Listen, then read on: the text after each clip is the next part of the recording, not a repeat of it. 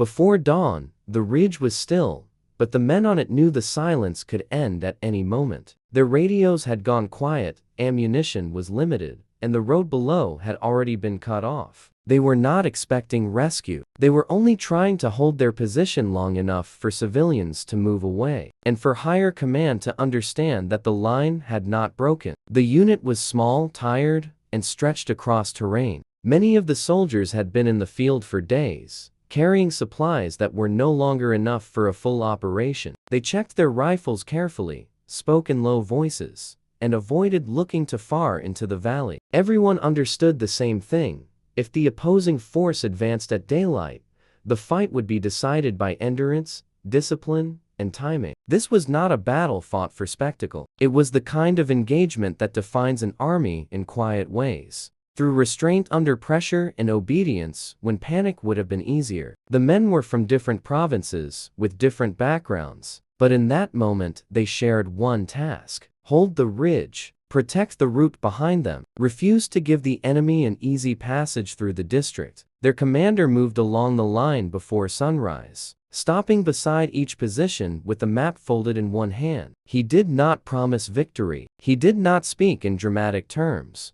He simply reminded them of their orders and the civilians still depending on them. In wars of this kind, leadership is often measured less by speeches than by the ability to keep people calm when every sign suggests retreat. Below them, the terrain opened into a narrow corridor of fields, scattered trees, and low houses that would have offered little protection if the fighting spread. A village road passed through it, and both sides understood its value. Whoever controlled the corridor could move men and supplies faster than the other. That made the ridge not merely a hill, but a decision point for the entire operation. The first contact came in fragments: distant movement, the crack of a weapon, then a pause long enough to make the men listen harder. There was no confusion about what was happening. The opposing force was testing the perimeter, looking for weakness, measuring response times. The soldiers answered with controlled fire and remained in place. They had learned that unnecessary movement could expose the entire line. As the morning brightened, the battle became more visible, though not more understandable. Dust rose from the lower road. Signals were exchanged between scattered positions. One radio operator relayed updates while another tried to restore contact with headquarters. The answers that came back were incomplete. Reinforcements were delayed, and the unit would have to endure longer than planned. In the field, delay can feel like abandonment. Several of the younger soldiers had never experienced sustained combat before. They followed the veterans closely, copying their posture and saving their ammunition. A few had come from training exercises only weeks earlier, and now they were learning what military service meant beyond drills. Fear was present, but it did not take the form of shouting or collapse. It settled into concentration, into careful breathing, into hands that tried not to tremble. What made the defense possible was not firepower alone. It was the habit of trust built over months of service. The men knew each other's routines, strengths, and limits. They understood who would check the flank without being asked, who would stay steady under pressure, who needed a quiet word to regain focus. In a fight like this, cohesion is not an abstract quality. It is what keeps a position alive. By mid-morning, the opposing force had closed the distance, enough to make the battle more dangerous. The soldiers on the ridge could see movement between tree lines and hear commands carried by wind. Still, the line held. They used the terrain carefully, shifting only when necessary and avoiding waste. Every round mattered, not because of dramatic shortage, but because resupply could not be guaranteed before nightfall. At one point, a messenger arrived from a neighboring position with word that a side route was still open, though barely. The commander weighed the message without changing expression. He knew that opening was temporary and might close if the enemy noticed it. He also knew that withdrawing too soon could expose civilians and create a wider collapse. The decision was not heroic in appearance. It was practical, measured, and difficult. The unit split part of its attention between the ridge and the road behind it. Families were still moving out through safer paths. carrying what they could. Some soldiers had seen children in those lines and spoken little afterward. Military history often speaks about territory, but the men understood the human scale. The line they held was not only a military boundary, it was also a temporary shield for ordinary lives. A short lull followed, and in that lull the men repaired what they could. One checked a damaged strap, another shared water, another counted remaining magazines. The commander walked the length of the position again, when fatigue, eye contact, posture. There was no room for ceremony. The discipline of the unit came from small actions repeated under pressure. The battle was now part strategy, part patience, part endurance of the body. As afternoon approached, the fighting resumed with greater intensity, though still without chaos. The enemy continued to probe for weak points rather than commit to a frontal push. That suggested caution,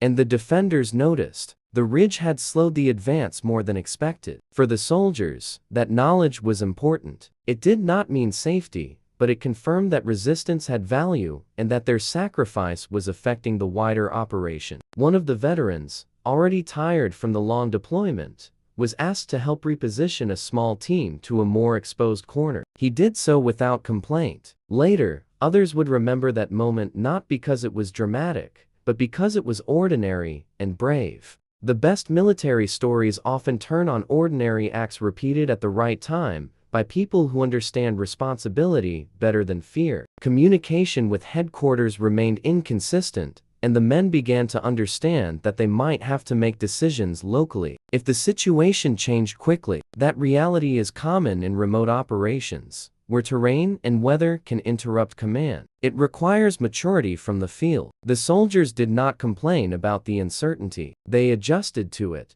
just as they had adjusted to heat, fatigue, and the long waiting periods between bursts of fire. The local landscape shaped the entire day. Slopes forced movement into narrow channels. Trees broke up visibility. One misstep could bring immediate risk. The defenders used this to their advantage, allowing the terrain to do part of the work for them. They were not invincible, and they knew it. But they were alert, careful, and patient. Three qualities that can make a modest position far harder to overcome than expected. By late afternoon, the question was no longer whether the unit could hold forever. It was whether it could hold long enough. That distinction mattered. Many military actions are judged by final outcome alone, but soldiers know that time itself can be a weapon. Delay can protect a retreat, disrupt planning, and preserve lives elsewhere. In this case, every additional hour altered the larger picture. Beyond the ridge, the men did not speak much about bravery. They spoke about instructions, sectors, and ammunition counts.